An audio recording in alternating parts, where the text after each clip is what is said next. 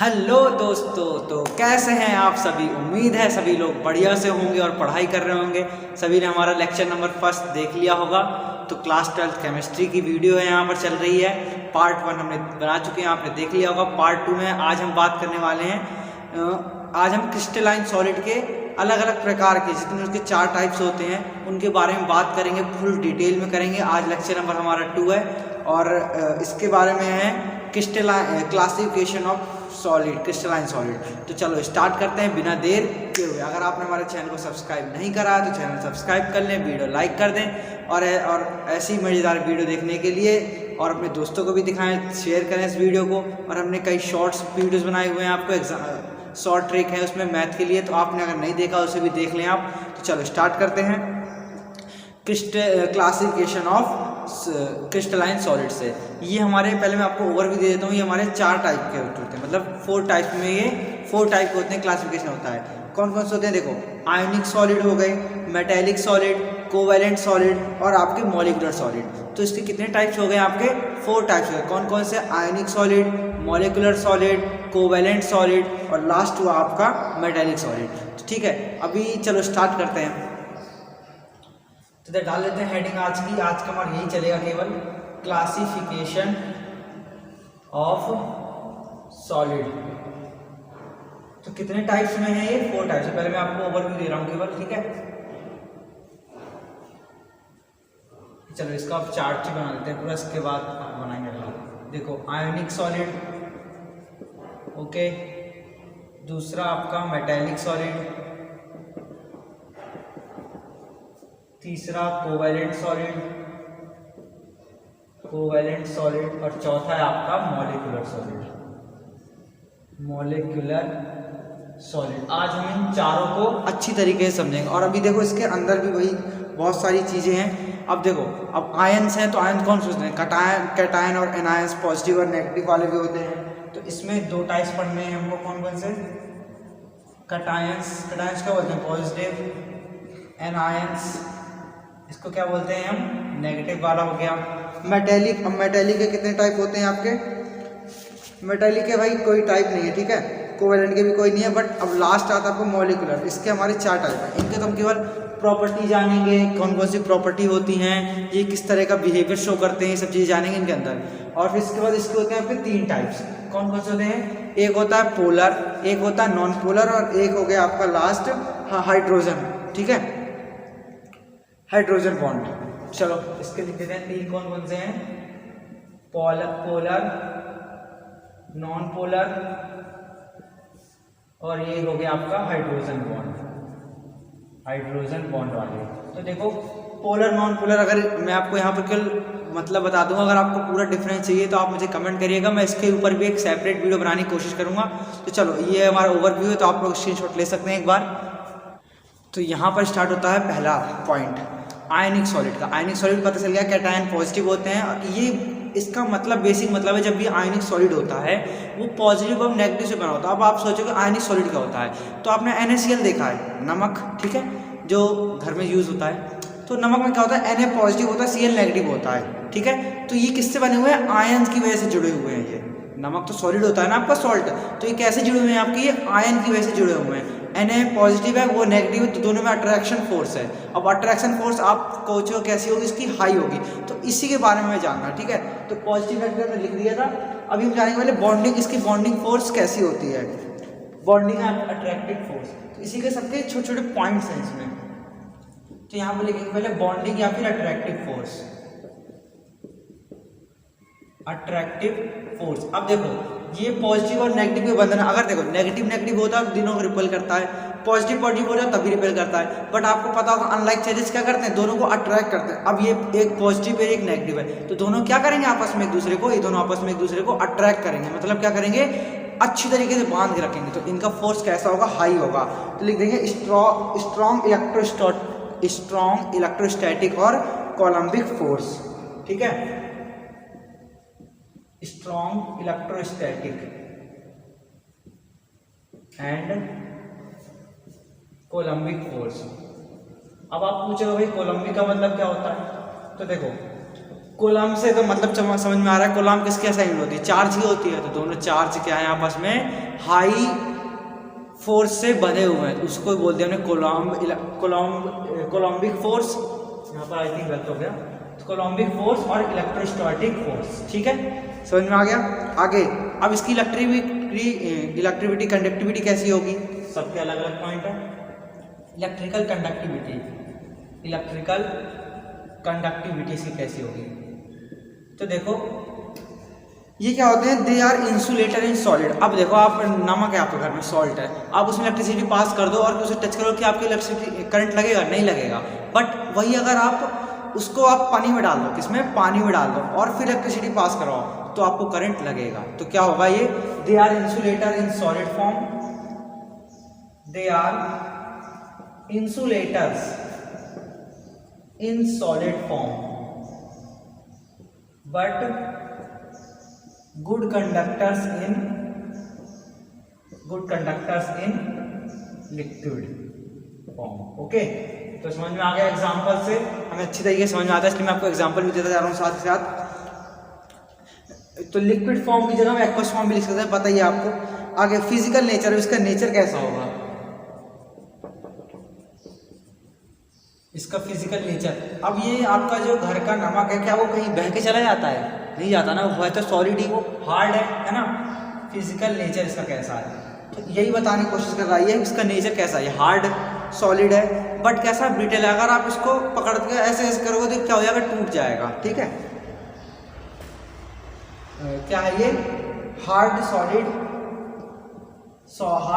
है but brittle in nature, brittle in nature. अब brittle का मतलब मैंने आपको बता दिया है, आसानी से जो चीज़ टूट जाए उसको बोलते हैं हम ब्रिटल, मैलीबल, डक्टाइल, सब चीज़ें अलग अलग चीज़ें आपने मेटल नॉन मेटल वाले चैप्टर में पढ़ा होगा 10th क्लास में। आगे मेल्टिंग पॉइंट, इसका क्या होता है, हाई होता है, हाई मेल्टिंग पॉइंट। ठीक है, हाई मेल्टिंग पॉइंट। और इसका एग्जांपल हम कुछ ये लिख सकते हैं, एग्जांपल इतनी देर में आपको क्या बोल रहा हूँ, NaCl लिख दो आप। ठीक है, और भी एग्जांपल जो भी आपके आयंस बने हो सारे एग्जांपल आप इसमें लिख सकते हो। ठीक है, जैसे KCl, ZnS, MgCl2, जो भी आपकी देखो Mg में पॉजिटिव चार्ज होता है 2 का, उसमें नेगेटिव, तो पॉजिटिव नेगेटिव हो जाएगा। ठीक है, समझ में आ गया। अट्रैक्टिव फोर्स इसकी कैसी होगी, हाई होगी, हार्ड होगा बट ब्रिटल होगा। और ब्रिटल का मतलब क्या बताया मैंने आपको, आसानी से टूट जाएगा। और क्या कहा भाई, फिजिकल नेचर, ठीक है, ये हो गया। इलेक्ट्रिक कंडक्टिविटी, जब ये सॉलिड फॉर्म में होगा तो इलेक्ट्रिक इंसुलेटर होगा, और जब ये आपका घुला हुआ हो पानी में तो क्या होगा, कंडक्टर होगा। इतनी चीज़ें नोट करो आप। अब देखो इसमें हमें पता होना चाहिए इसमें कॉन्सिक्वेंट पार्टिकल क्या, मैंने आपको कॉन्सिक्वेंट पार्टिकल पिछले लेक्चर में बताया था, अगर आपने नहीं देखा तो देख लीजिएगा। तो कॉन्सिक्वेंट पार्टिकल क्या होते हैं, कोई भी एटम्स हो, कोई भी मॉलिक्यूल्स हो, आयंस हो, उनको क्या बोलते हैं हम, कॉन्सिक्वेंट पार्टिकल। तो इसके जो मेटेलिक सॉलिड के आपके कॉन्सिक्वेंट पार्टिकल कौन से होते हैं, इसमें पॉजिटिव होते हैं, पॉजिटिव आयंस होते हैं। क्या इसमें अलग एक प्रॉपर्टी आ गई, कॉन्स्टिट्यूएंट पार्टिकल। कौन से होते हैं इसमें, पार्टिकल। ये किस चीज़ से बना होता है, पॉजिटिव आयन से, जिनको हम क्या बोलते हैं, इनको हम और बोलते हैं कर्नल्स। क्या बोलते हैं, इसका अलग से नाम होता है कर्नल्स। ठीक है, आगे दूसरा पॉइंट है बॉन्डिंग। इसका अट्रैक्टिव फोर्स कैसा होगा, इसका ये भाई क्या होगा, मेटेलिक बॉन्ड होगा, मतलब बहुत ही मेटल की तरफ, जैसे मेटल कैसा होता है, बहुत ही हाई फोर्स से चिपका होता है ना, तो वैसे इसकी मेटेलिक बॉन्ड, इसकी बॉन्ड कैसी है, मेटेलिक है। अट्रैक्टिव फोर्स लिख देते हैं, अट्रैक्टिव फोर्स इसकी कैसी है, मेटेलिक बॉन्ड, मेटेलिक बॉन्ड, या फिर हाई लिख सकते हैं, हाई फोर्स से बंधा हुआ होता है। ओके, अब आती है भाई इसकी बारी इलेक्ट्रिसिटी कंडक्टिविटी की। तो इलेक्ट्रिसिटी कंडक्टिविटी कैसे करता है, ये सभी को पता है, गुड कंडक्टर ऑफ इलेक्ट्रिसिटी होता है। मेटल क्या है, आपके घर में लोहे की कोई भी रॉड है, एल्यूमिनियम की वायर्स हैं, सभी तो मेटल की है ना, तो क्या होती है ये, good conductor of electricity. Electric conductivity कैसी है इसकी, गुड है। क्या लिख सकते हैं यहाँ पर, good conductor of electricity. Okay, ये भी बेसिक लेक्चर है आपका।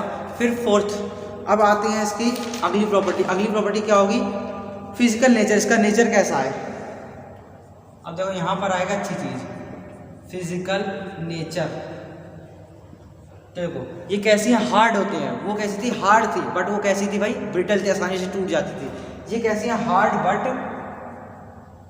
हार्ड इन नेचर, चलो ऐसे लिखते हैं, hard but malleable, malleable ductile and lustrous, malleable ductile and lustrous.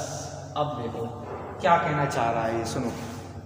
वो था ब्रिटल, आपको थोड़े से कंफ्यूजन होगी, मैं आपको दूर कर देता हूँ। ब्रिटल का मतलब होता है जो आसानी से टूट जाए, ठीक है, ये बात ठीक है। मैलिएबल का मतलब क्या होता है आपका, जो आसानी से मुड़ जाए, मतलब आसानी से नहीं, जो मुड़ सकता है। अब देखो मान लो कोई भी प्लास्टिक ले लोगे आप, उसे एक इसे ऐसा कोई प्लास्टिक है, मतलब जो हार्ड प्लास्टिक होता है, उसे यहाँ तक मोड़ोगे तो क्या हो जाएगा, टूट जाएगा ना वो। बट आप मान लो आयरन स्केल ले लो, आप उसे मोड़ दो तो क्या वो टूटेगी, नहीं टूटेगी। तो जो मुड़ जाए, आसानी से नहीं, जो मुड़ जाए तब भी वो टूटे नहीं, मैलिएबल हो गया। इसके बाद डक्टाइल, डक्टाइल का मतलब क्या है, जिसकी हम पतली पतली वायर बना सके।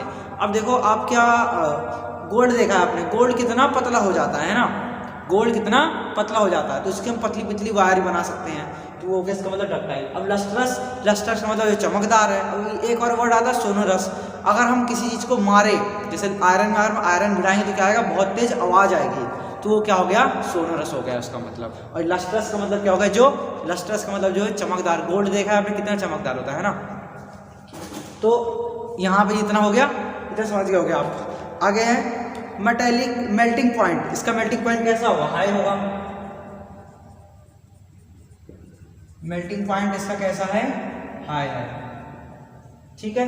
एग्जाम्पल के लिए हम कोई भी डाल सकते हैं, आयरन को, चलो लिख देते हैं आपके लिए एग्जाम्पल, आयरन, कॉपर, जिंक, ठीक है, काफ़ी है इतने। चलो तो अब बढ़ते हैं आगे, थर्ड कौन सा हमारा, कोवेलेंट सॉलिड की तरफ। कोवेलेंट सॉलिड का होता है, तो कोवेलेंट जो नॉन मेटल से बने होते हैं उन्हें बोलते हैं कोवेलेंट। नॉन मेटल जैसे कार्बन का हो गया, कोई भी CH3 हो गया, इथेनॉल हो गया, C2H5OH, तो जितने ये सब होते हैं जो कार्बन से होते हैं उसे क्या बोलते हैं, कोवेलेंट बॉन्ड से ये जुड़े हुए होते हैं। तो इसको हम पहले, इसका कॉन्स्टिट्यूएंट पार्टिकल क्या होगा, पहली बात तो मैंने आपको पहले बता दिया, इसका कॉन्स्टिट्यूएंट पार्टिकल क्या होगा, ये नॉन मेटल्स बने होते हैं, इसके पार्टिकल्स क्या हो गए, नॉन मेटल हो गए, ठीक है। अब आगे कौन सा, अब इसका क्या आएगा, इसका क्या आप कह सकते हो, इसका अट्रैक्टिव फोर्स कैसा होगा, इसका अट्रैक्टिव फोर्स, तो इसका attractive force strong as well as directional, strong होगा और कैसा होगा, डायरेक्शनल, एक ही तरफ को होगा। तो इसका एक नया चीज है भाई यहाँ पर, इसका अट्रैक्टिव फोर्स कैसा, अट्रैक्टिव फोर्स कैसा है इसका, strong as well as directional, किसी एक दिशा में फोर्स कर रहा है, स्ट्रॉन्ग है और क्या है ये, डायरेक्शनल है। अब इलेक्ट्रिसिटी कंडक्टिविटी क्या होगा इसका, ये तो इंसुलेटर होगा, साफ समझ लो। जो भी कार्बन के एटम्स होते हैं क्या होते हैं, ज़्यादातर वो इंसुलेटर्स होते हैं, एक्सेप्ट ग्रेफाइट। ये आपको बताएंगे वो क्यों नहीं होता है, ठीक है। तो यहाँ पर इलेक्ट्रिकल कंडक्टिविटी क्या होगा, ये poor conductor of electricity, poor conductor of electricity. Electricity का ये क्या है, पुअर कंडक्टर है, मतलब बहुत ही बैड कंडक्टर है, ढंग से पास नहीं करवा पाता। फिजिकल स्टेट कैसा होगा, हार्ड, फिजिकल स्टेट कैसा होगा, ये hard and giant molecules, giant मतलब बड़ा, hard and giant molecules. Giant का मतलब क्या होता है आपका, लिख सकते हैं आप लोग, हाँ, गेंट का मतलब होगा आपका बड़ा मॉलिक्यूल्स होगा। फिजिकल स्टेट हो गया। मेल्टिंग पॉइंट, इसकी मेल्टिंग पॉइंट होती है एक्सट्रीमली हाइट। अब देखो आप डायमंड ही ले लो, उसकी कितनी हाई होती है ना, तो इसकी क्या हो गई मेल्टिंग पॉइंट,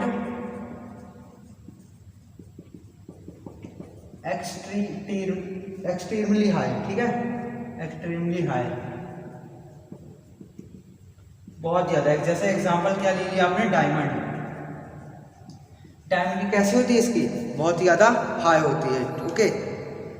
तो चलो अब मैं आपको बताता हूँ, चलो एक क्वेश्चन है आपसे, आप लोग बताइएगा मुझे कि डायमंड भी कार्बन का बना हुआ है और आपका ग्रेफाइट भी कार्बन का बना हुआ है, तो डायमंड में इलेक्ट्रिसिटी पास क्यों नहीं होती है और ग्रेफाइट में इलेक्ट्रिसिटी पास क्यों होती है? ये 10th क्लास का क्वेश्चन है, आप मुझे कमेंट करके बताएंगे। चलो ठीक है, तो अब लास्ट हम पहुंच चुके हैं अपने लास्ट मॉलिक्यूलर सॉलिड में। Molecular solid. ये लास्ट है। इसके कितने टाइप थे हमारे? 3 टाइप्स है। इसका हम पूरा चार्ट बनाते हुए चलेंगे। ओके चलो 3 तरह के थे टाइप्स ऑफ सॉलिड जो लिखेंगे, इधर लिखेंगे टाइप्स ऑफ सॉलिड,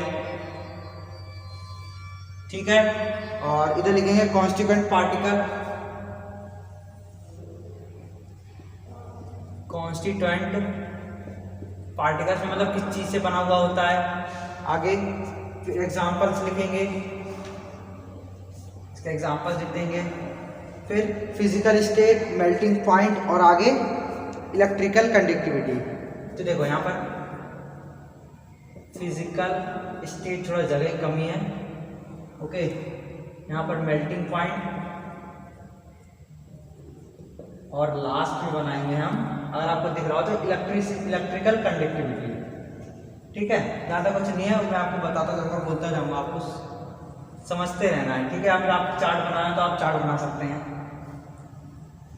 तो देखो कौन कौन से थे यहाँ पर हमारे पास? 3 तरह के थे, पोलर, नॉन पोलर और हाइड्रोजन वाले। तो यहाँ लिखेंगे पोलर, नॉन पोलर टाइप्स हो गए, और ये क्या हो गया? हाइड्रोजन बॉन्ड, जो हाइड्रोजन के साथ बनाते हैं, ठीक है। अब देखो इसमें कॉन्स्टिट्यूएंट पार्टिकल क्या क्या होंगे? मॉलिक्यूल्स होंगे तीनों में क्या होंगे?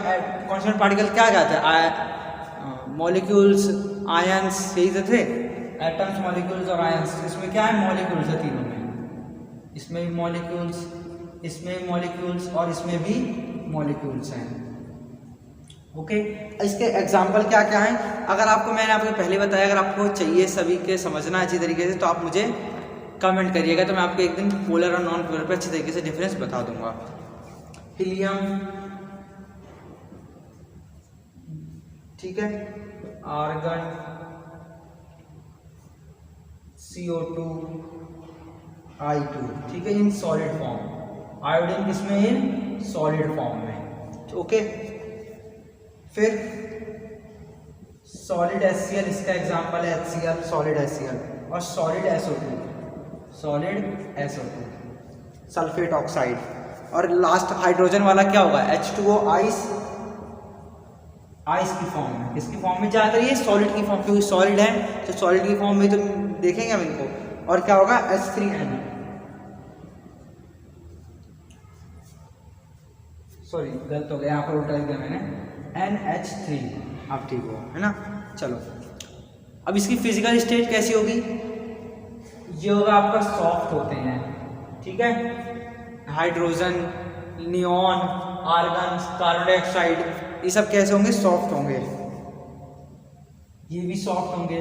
अब ये कैसे हैं? आइस आपने देखी होगी कैसी होती है? थोड़ी हार्ड होती ना, तो यहाँ लिखेंगे हार्ड बट ब्रिटल, आसानी से टूट जाएगी ये, ठीक है। हार्ड बट ब्रिटल है।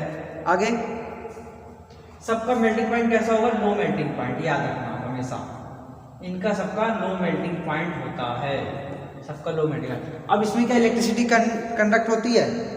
नहीं होती है, इसमें भी नहीं होती, और इस वाले में भी नहीं होती है। सॉलिड फॉर्म में इलेक्ट्रिसिटी कंडक्टिविटी नहीं होती है, तो नो लिख दिया। तो यहाँ हमारा पूरा चार्ट बनके तैयार हो चुका है, तो ये आप स्क्रीनशॉट ले सकते हैं। ओके तो चलो मैं आपसे कुछ क्वेश्चन करता हूँ, आप बताइएगा। देखो एक क्वेश्चन क्या है? Solid A is very hard. Solid A क्या है? बहुत हार्ड है। इलेक्ट्रिकल इंसुलेटर है, इंसुलेटर भी और हार्ड भी है। In solid as well as molten, पिघले स्टेट में भी और सॉलिड स्टेट में भी। And metal and extremely high temperature melt at. देखो उसका टेम्परेचर क्या है, मेल्ट कैसा हो, मतलब इसका मेल्टिंग पॉइंट क्या है? बहुत हाई है। ये हार्ड भी है और इसका क्या है? ये इलेक्ट्रिसिटी कंडक्ट भी नहीं करता। तो ये किस टाइप का सॉलिड होगा बताइए आप। तो देखो मैं आपको एग्जांपल देता हूँ उसका। मॉलिकुलर सॉलिड, कोवेलेंट सॉलिड, आयनिक सॉलिड, या फिर आयनिक सॉलिड, या फिर आपका लास्ट चौथा, आप कोई सही मान लो, ठीक है। तो आप बताइए इसमें एग्जांपल। तो इसका आपका आंसर आएगा कोवेलेंट सॉलिड। ओके और इसे हम कोवेलेंट सॉलिड को क्या कहते हैं? हम नेटवर्क सॉलिड भी कहते हैं, ठीक है। तो इतनी चीज़ें थी। अब थोड़ा सा एक्स्ट्रा चीज़ें उसे भी हम पढ़ लेते हैं, और ये हमारे मतलब ये नेक्स्ट टॉपिक के काम आएगा, मतलब नेक्स्ट लेक्चर में जो आने वाला है उससे काम आएगा। तो अभी हम इसको पढ़ लेते हैं। Okay crystal lattice and unit cell. तो ये हमारे नेक्स्ट लेक्चर के काम आएगा आने वाले टॉपिक में। तो अभी हम पढ़ रहे हैं इसको ओवरव्यू, ठीक है। तो इसके 3 तरह के होते हैं। स्पेस लैटिस पहले तो आता है आपका क्या, स्पेस लैटिस। इसका मतलब आपको जानकारी रहनी चाहिए सभी चीज़ की, इसलिए मैं आपको बता रहा हूँ। स्पेस लैटिस का मतलब क्या होता है, regular 3D arrangement of particle in a particular pattern. तो 3D अरेंजमेंट, जैसे देखो अब कोई भी सॉलिड है, सॉलिड में पार्टिकल अरेंजमेंट कैसे होते हैं, तो जो पार्टिकल जिस तरह से अरेंज होते हैं उसको क्या बोलते हैं हम, स्पेस लैटिस। क्या बोला मैंने, regular arrangement of particle, arrangement of regular 3D arrangement, regular 3D arrangement of particle in of particles in a particular pattern, particular pattern. तो जो पर्टिकुलर पैटर्न में जो 3D में कोई पार्टिकल अरेंज होता है उसको क्या बोलते हैं हम, स्पेस लैटिस बोलते हैं। और अगली बात है, अब लैटिस पॉइंट क्या होता है फिर, लैटिस पॉइंट जो पॉइंट अलग अलग कॉर्नर से प्रेजेंट होते हैं। तो points present constituent particle in the space lattice, जो कॉन्स्टिट्यूएंट पार्टिकल्स पॉइंट हो, कॉन्स्टिट्यूएंट पार्टिकल क्या आते हैं हमारे पास, मॉलिक्यूल्स, आयंस और एटम्स, ठीक है, एटम, मॉलिक्यूल्स, आयंस थे। तो जो कॉन्स्टिट्यूएंट पार्टिकल्स उस जगह पर प्रेजेंट है उसको क्या बोलेंगे हम, लैटिस पॉइंट, जिस जगह पर प्रेजेंट है। Point present constituent particle, constituent particle in a space lattice, in space lattice. तो देखो मैं बता रहा हूँ आपको, स्पेस लैटिस एक जगह है जिसमें 3D अरेंजमेंट जहाँ पर होना है, 3D अरेंजमेंट, जैसे मान लो आपने क्यूब मान लिया, ठीक है।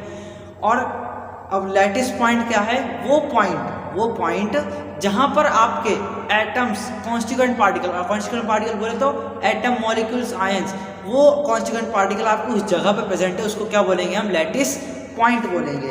अब लास्ट आता है आपका यूनिट सेल, इसे मैं लिखूंगा नहीं, मैं केवल आपको बता दूंगा। अब आप ये सोचो, इतना बड़ा आपका ये सॉलिड है, कोई भी ये टेबल है मान लो, है ना, तो क्या टेबल में केवल एक ही होगा, नहीं, जो अलग इतने सारे ढेर सारे ये होंगे, क्या बोला मैं अभी आपको बता रहा हूँ, जो इतने ढेर सारे अलग अलग होंगे, बहुत सारे, जो मतलब सब एक दूसरे को पास पर लगे हुए हैं, तो उसको बोलते हैं हम यूनिट सेल। क्या बोलते हैं उसको हम, यूनिट सेल। यूनिट का मतलब एक, तो एक सेल इस तरीके से, इनको हमने पूरा एक सेल माना है, तो एक सेल जो ऐसे लगे हुए हैं उनको क्या बोला है हमने, यूनिट सेल। देखो, it is the building block of space lattice. ये क्या है, स्पेस लैटिस की क्या है, एक बिल्डिंग ब्लॉक है, मतलब जैसे ईंट होती है, जैसे बिल्डिंग के लिए क्या चाहिए होता है, ईंट चाहिए होती है, बिना ईंट तो बिल्डिंग तैयार नहीं हो जाएगी। तो ये ब्लॉक्स हैं, छोटे ब्लॉक्स हैं, तो इन्हीं ब्लॉक्स को क्या बोलते हैं हम, यूनिट सेल बोलते हैं।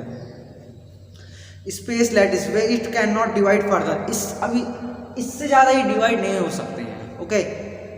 It is the smallest unit of space lattice, space lattice की क्या है, सबसे स्मॉलेस्ट यूनिट है। अब देखो इसका हम पहले डायग्राम बनाते हैं, कितना समझ में आया, यूनिट सेल का पूरे का डायग्राम ये बनाना जरूरी है हमारा।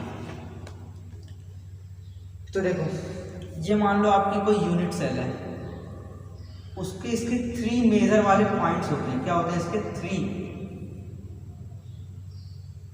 देखते जाओ, अभी आपको बताता जा रहा हूँ। इसके 3D में है, तो कैसे में आएगा ये आपका, 3D में ही आएगा, ओके।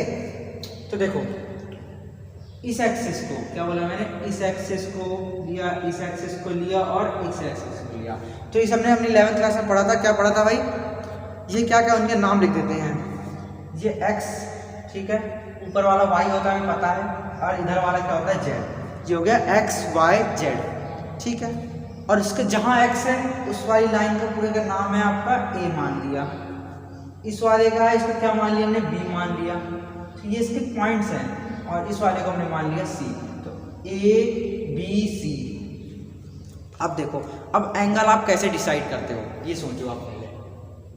तो देखो a है b है, a और बीच में क्या नहीं है, c नहीं है, दोबारा देखो, इधर b है c है, b है c है, क्या नहीं है, a नहीं है, तो यहाँ पर कौन सा एंगल आ जाएगा आपका, अल्फा, a अल्फा।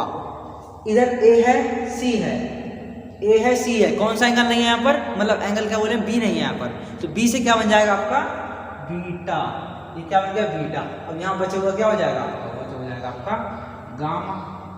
ठीक है, तो समझ में आया। जहां पर जो सा नहीं, बी और सी के बीच में क्या नहीं है, ए, तो अल्फा आ गया, ए और सी में क्या नहीं है, बी, तो बीटा आ गया, और बाकी बचे हुए में क्या हो गया, गामा आ जाएगा। तो ये देखो angle between edge length X between B and C, beta between A और सी देख सकते हैं आप लोग, and gamma between A and D. दस unit cell characterized by the 6 parameter, यहाँ लिख देते हैं इसके कितने 6 पैरामीटर हैं। Unit cell is characterized by 6 parameter. 6 parameter कौन कौन से मैंने आपको बता दिया, पैरामीटर्स। कौन कौन से 6 पैरामीटर्स हैं, A B C alpha beta और ये गामा, ये 6 इसके पैरामीटर्स हैं। तो यहाँ पर हमारा यार आज का लेक्चर होता है समाप्त। अगर आपको वीडियो अच्छी लगी हो तो प्लीज़ वीडियो को लाइक कर दीजिएगा और चैनल को सब्सक्राइब कर दीजिएगा। मिलते हैं अपने नेक्स्ट लेक्चर पार्ट नंबर 3 में, जिसमें हम पूरे क्यूब लैटिस के बारे में अच्छी तरीके से जानकारी प्राप्त करेंगे। तो जय हिंद, जय भारत, धन्यवाद।